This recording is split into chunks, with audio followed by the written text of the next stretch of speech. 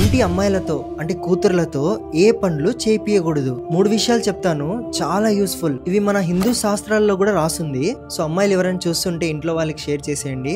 Number 1, ఇంట్లో మిగిలిపోయిన సామాన్లు ఇంటి కూతుర్లతో కడిగియకూడదు. అమ్మాయిలు ఇది విని చాలా హ్యాపీ అవుతున్నారేమో. అవును, ఇంటి సామాన్లు కూతుర్లతో కడిగియకూడదు. ఇలా చేపియడం ఇంటి లక్ష్మికి ఇష్టం ఉండదు. నంబర్ 2, ఇంటి కూతుర్లతో ఇల్లు కడిగియకూడదు. ఇలా చేయడంతో ఇంటికి అశుభం అవుతుందంట.